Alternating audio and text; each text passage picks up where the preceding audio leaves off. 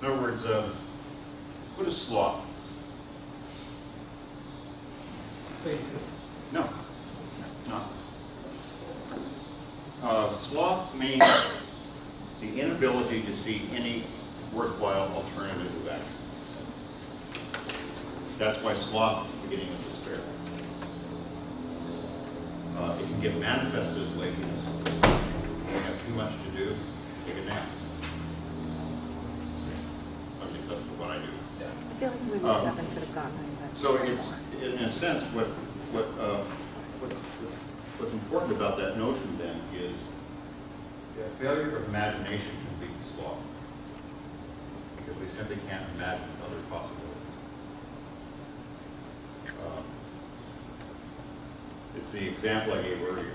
And all you can see is something like Down syndrome as a fate to be avoided at all costs. You have no other imaginable responses than either prevent the birth of someone with Down syndrome or to treat them as a victim. Without memory, there can be no future, and in the absence of imagination, the past is random and pointless recall. Now, what holds memory and imagination together, and therefore identity over time, is narration. Your story is literally a life. That's literally a story unfolding. Human lives are stories in which certain patterns are traced, trajectories are plotted. These stories are accounts of the past and anticipated future. They may unfold well or badly, they prove to be tragic or comical, stark or delusional, a source of fear or a source of security. But we cannot help ourselves other than tell our story. Telling these stories may bring healing, can be rewritten, and new stories can be discovered and incorporated. In any case, they are highly complex, for as book emphasizes, we are simultaneously their authors and their actors. And we appear and contribute both to each other's story. In other words, we are part of each other's story. In addition, rituals both reinforce and challenge the adequacy of what is narrated.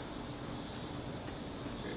I'm just curious, because I think increasingly we live in a world virtually devoid of truth.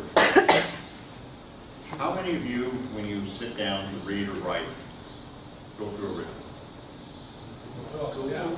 A ritual? Okay. For those of you who don't, try it.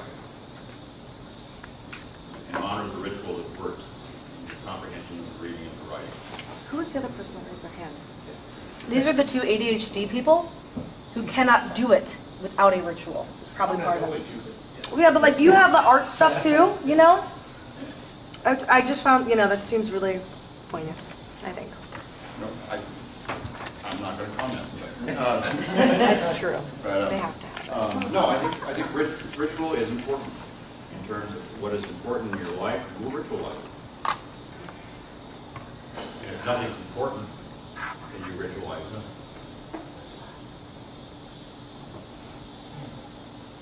Now, this brief summary does not do justice to Hope's book, particularly in respect to his analysis of how neuroscience, ritual, and story may inform pastoral theology practice. It nonetheless serves to suggest some ways in which we can begin to think about our Christian life in terms of the converting culture. And I want to change his terminology a little bit. You and I live between the poles of anticipatory remembrance and imaginative restlessness. You and I live between the tension of anticipatory remembrance and imaginative restlessness. The Christian moral life is formed and lived out between the ascension and the parousia, in this present time between the times. Consequently, Christian ethics is a Janus-like quality. You're familiar with the Greek god Janus? 2 faces facing outward. Christians remember Jesus to glean key moral precepts and examples. But in remembering Jesus' life, teaching, and ministry, his crucifixion, resurrection, and ascension, they are necessarily redirected toward Christ's return, a return that they anxiously anticipate. So when we remember Jesus, we're automatically redirected toward the future. And Christians remember a history of anticipation. A history of the one who was and is and shall be. A history that is incomplete and still unfolding, awaiting its conclusion. In remembering Jesus, they are jolted out of the past and directed toward the future. Christians anticipate the culmination of creation in Christ in order to align their moral deliberation, their discernment, and action with this end or telos. Yet in contemplating this future, they never engage in a clear image of what shall be, but instead encounter the restless anticipation of those who preceded them in the faith. They must imaginatively assess the adequacy of the extent to which this preceding anticipation is faithful to our belief. So whenever we anticipate the future, we're redirected now. Consequently, navigating the moral terrain in this time between the times is a challenging, inexact, and even perilous enterprise. It is analogous to a navigational technique used by ancient mariners and early airplane pilots that has come to be known as dead reckoning. Familiar with the term dead reckoning? I'll try to explain. A pilot, for instance, flies an airplane toward a destination, seen or envisioned beyond the horizon without the aid of precise charts or any instrumentation. Some prominent landmarks, some stars at night, are the only assistance a pilot has in recording the flight pattern and plotting the subsequent trajectory, making necessary course corrections as needed. As far as I know, dead reckoning is not currently the preferred navigational method. But over a short distance, with clear weather, and an experienced pilot who is familiar with the landmarks, it will do. It can get you from Midway to O'Hare safely. But in bad weather, over a great distance of unknown terrain, or with an inexperienced pilot, it is a dangerous way to travel. If you plan on flying from Chicago to Hong Kong using dead reckoning, well, good luck. Even under the best of circumstances, highly skilled and experienced pilots can run into trouble by misreading a crucial landmark or overcompensating and making a course correction. Now, what I want to suggest to you is that the only real option open to us as Christians for navigating the moral terrain in this time between the times in this emerging technoculture is something akin to dead reckoning. It's our only real navigation tool. The destination, the eschatological end or telos, lies beyond the horizon, perhaps a great distance, and we are already in the midst of a journey more similar to that between Chicago and Hong Kong, rather than O'Hare and Midway. Moreover, Christians do not know precisely where on the horizon they should be aiming, and they often encounter confusing landmarks in bad weather. Such navigation, however, is not merely guesswork or intuitive wandering. In the first place, there is God's promise that there is a destination, an end to the journey. In other words, I think journey language is important, but it's overused. Okay?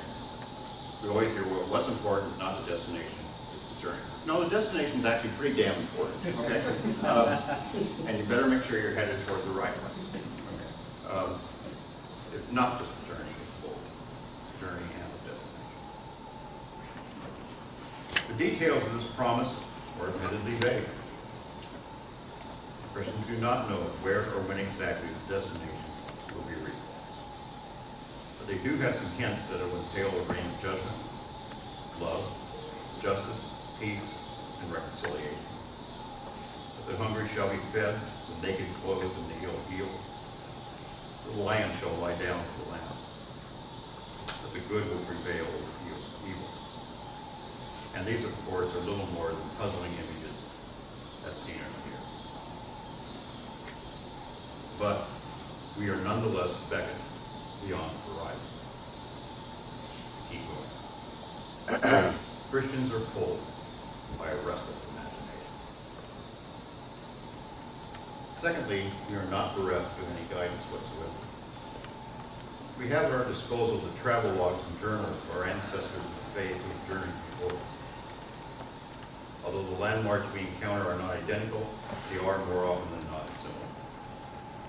We can learn something about what direction generally we should be heading and what course corrections might be in order, both the good and bad examples that our ancestors set. Every generation is also pushed by an anticipatory remembrance. Now, why is this important? Because again, the issue is not to be for or against the technoculture, but how do you navigate it? And in order to navigate it, you have to have some landmarks. You have to have some idea of where on the horizon you're shooting, and what do you do to make course corrections when you think you've gone off course. And this is where things like theology come in. These are our ways of navigating.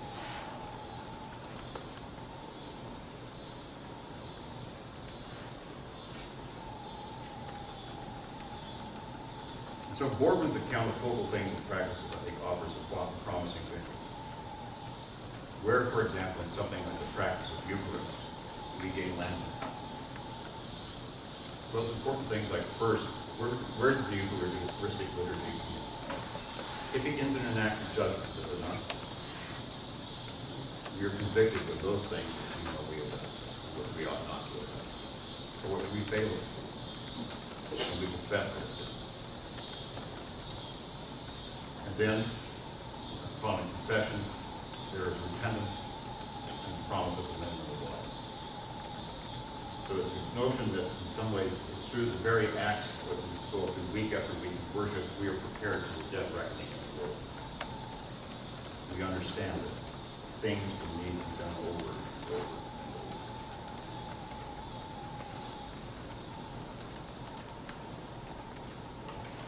And so, build upon Boardman again that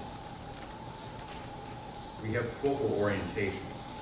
There is first of all the focal remembrance. What is it about Jesus that we remember? We remember Jesus pointing us toward the future.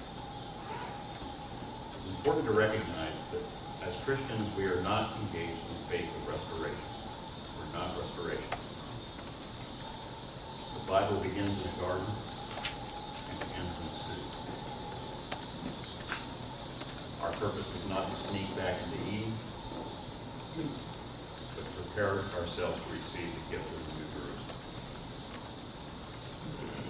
How do we begin to order our lives in such a way that this remembrance and anticipation feed each other? Second, we have a focal eschatology. And this comes through the notion of the amendment of life. We are called toward the future, but we must amend our lives in order to embrace that. In other words, we are not yet prepared to receive the gift of the way. How do we prepare ourselves to be recipients?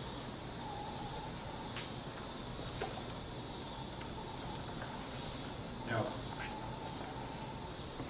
in addition to Eucharist, yes. So how do we amend our lives?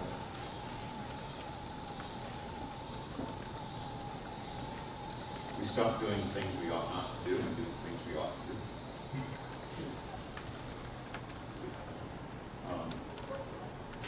Is it that we are amending our lives so others can maybe some good phrases about us, or amending our lives in a way that we think God is taking us? We amend our lives in obedience to Jesus Christ. And what I mean by that, look, there's all sorts of different ways to sin, right? Sometimes it's out of ignorance. And one of the ways to amend our lives is to get over our ignorance. Sometimes we sin out of willfulness. And we have to amend our lives by no longer wishing guilt for our enemy.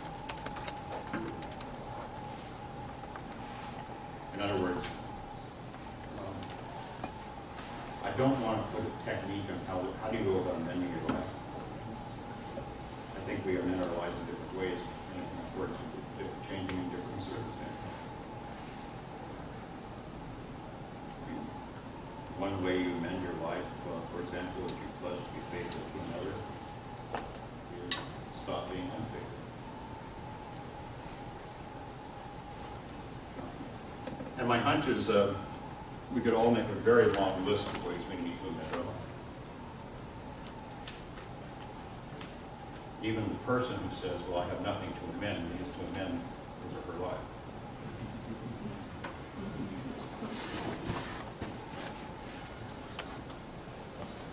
Now, another focal thing would be baptism. What does baptism mean? Well, it is our second birth. Our first birth is flesh and blood. Our second birth is water and spirit. What does that second birth mean? Well, it's a reminder of who we ultimately belong to. We do not belong to ourselves. We belong to God. What does it mean then to really pattern your life around that knowledge? Remind ourselves constantly of whom we belong. When we talked earlier about Grant, one way that this becomes important, I think, is that baptism also helps us to remove darkness and darkness. The world around us is not seen as a ground baptized, because the world does not believe it belongs to God.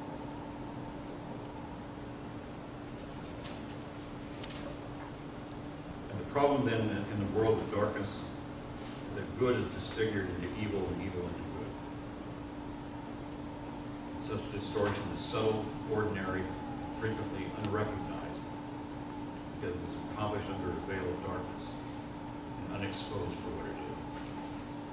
It remains hidden. And I think that's the subtle part of what goes on, like Gordon and Brianna were just saying. If sin and wickedness and evil were obvious, it would be easier to avoid it. But it's the sheer subtlety of it, the slow distortions, the slow eating away, that becomes problematic.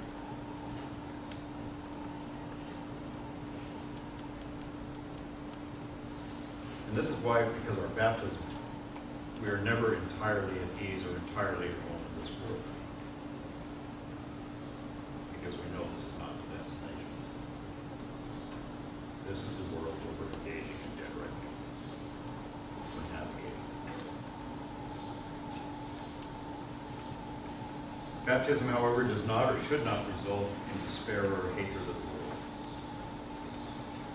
Although baptism begins by sharing in Christ's death, it ends in sharing in Christ's resurrection.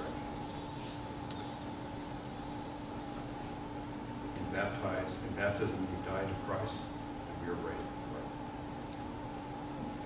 The empty tomb is thereby the complementary premier symbol of baptism to that of the cross. Acknowledging that although being a follower of Jesus Christ necessitates death, it preeminently entails being born anew. The second birth is into the church as Christ's body in and for the world. Proper response of the baptized to the world, as it is not one of despair or hatred, but love and service. For it was on behalf of this world the Word became incarnate as an act of divine love and grace. The focal practices stemming from and attending to baptism affirm and embody, albeit imperfectly, this steadfast love for the world. The space the church creates within the world not only illumines the darkness, but also dispels the shadows that climb up. In other words, it is in the life of the baptism, the life of the baptized, the Christian's claim for true abundant life exists.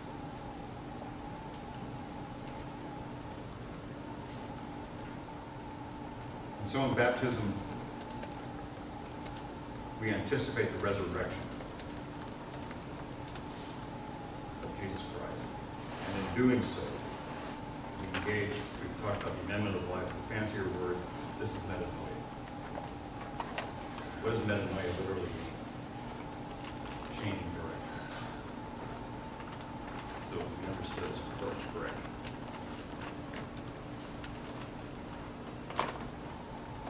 And baptism provides narration. It provides a rudimentary but prerequisite vocabulary, syntax, and grammar.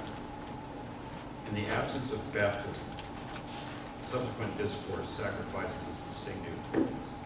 In other words, one of the questions to ask yourselves is this.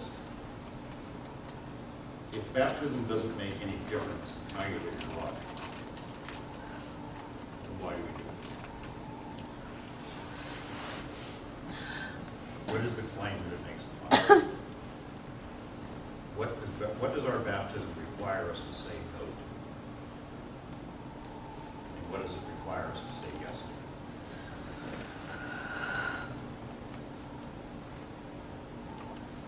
I'm curious, for those of you working in churches, how seriously is it taken in renewing the baptism vows at every baptism?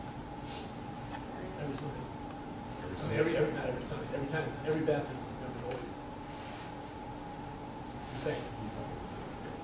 And is it taken seriously, or is it seen as an add-on? It would depend on the individual person, but not a lot of people take it seriously. But those are the ones that front say things. There's always a font placed on the altar outside of the regular font, and one at two adjoining tables also, and it comes up at least once a week in the sermon. At least the talking about it. The renewing before we baptize a child, that doesn't happen often at our particular house of faith, but when it does, it's usually on a really high day, on Easter Sundays, you know. We go through the whole, like, this is the promise you're making, this is you renewing what you're doing, and then we all always get sprayed again with the, like, she puts the water on something.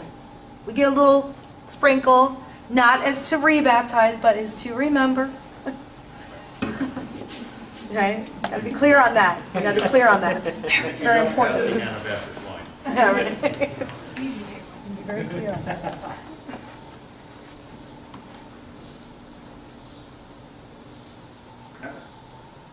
Baptism, however, also reminds us that faith ultimately cannot establish its legitimacy based entirely upon demonstrable facts, nor can its truth be definitively proved by any rational argument. In this respect, faith is more an act of will than cognition, and it is the will attempting to acknowledge the particular object of faith is good. In Joseph Pieper's words, we believe not because we see, perceive, or do something true, but because we desire something good. Baptism is a concrete demonstration of the desire to do it that is God. Baptism demonstrates desire, and not necessarily rationality. In other words, what's the closest synonym of faith that we usually associate with faith? Belief. I mean, in fact, we kind of divide the world up into believers and non-believers, right? I think what Pieper and others are suggesting is actually the closest synonym to faith is gambling. What do you bet your life on? What do you bet your life on? So the act of faith is, in a sense, as Luther would say, taking the leap into God and not knowing where your feet will land. I've always wanted to say that in Methodist seminary. I don't know why, but it gives me diverse pleasure. What about Occam's razor? Say more. If I remember this correctly, the idea that it's better to believe in a God with the hope that there is like an afterlife or something beyond this world, as opposed to actually getting nothing else. Even if you were wrong, at least Actually, cover all your bases. I think what you just said is Pascal's wager. Pascal's wager, sorry. Yeah, Pascal's wager is very interesting. I mean, saying, look, if this Christianity business and there's an afterlife is true, then when you order your life accordingly, there's a good payoff. if none of this is true, you really have to want something anyway.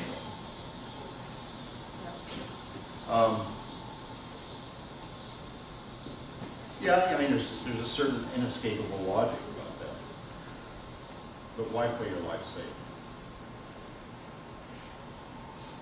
I mean, this is one of those odd times I had to talk to someone at the airport last week. And a young man about 20. And we were talking, and he said, mentioned the first time I got a high-powered car, the first thing I did was took it out and did about 130.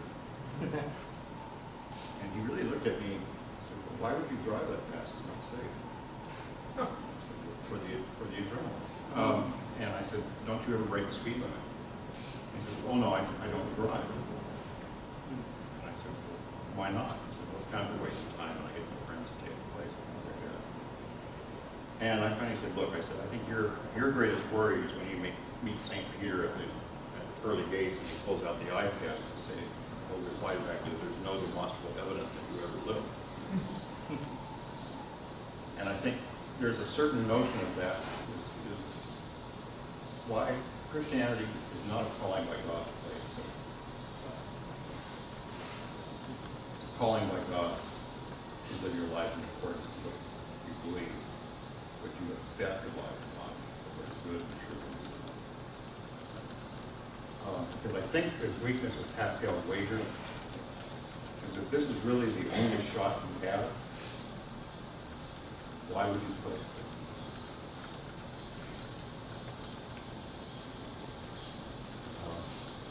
But you're right. I mean, Pascal's wager, in a sense, is inescapable logic. If your concern is the eternal payoff, then belief is certainly for your best interest. It isn't safe, and that's the best way to play it.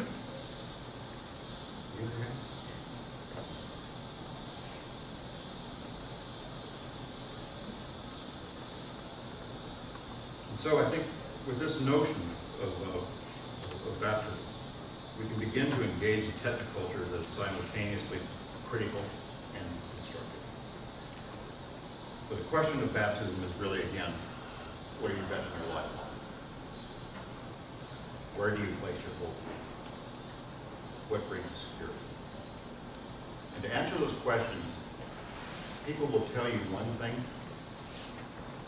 but if you really want to know, watch what they do, not what they say. How do they spend their time? How do they actually organize the day? And that will be far more revealing about what they're betting for life. Well, I used to believe that, but increasingly there's so many ways I spend money that it's completely coercive. Weddings, and taxes, things like that. I just don't have disposable income. Well, at least I don't have as much disposable income as I would prefer to have.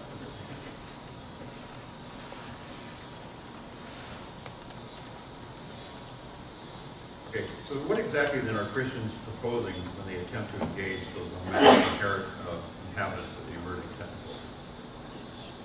I think it goes something like this. As Christians, we contend that faith is largely conforming one's life to God. And this requires that one desires the good, and orders one's life accordingly. Consequently, the Christian life in general, and moral life in particular, must demonstrate what such desiring and ordering entail. What do we really desire as Christians?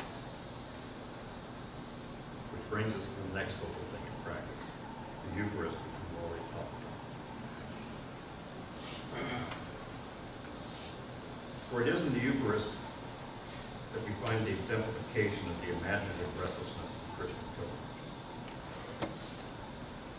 We know that love is what calls us. It is the love of Christ that we remember the love of God. But we also know that love is also always partial during this time of pilgrimage. And so hence the restlessness of the Christian moral life as it lived out in the earthly city will be long for our final destination. And this is why forgiveness plays a central role in the life of Christians. Unfortunately, you and I do not have the luxury of withholding forgiveness from their disaster. This is why so often when I'm mad at someone, I'm always muttering under my breath, please don't answer.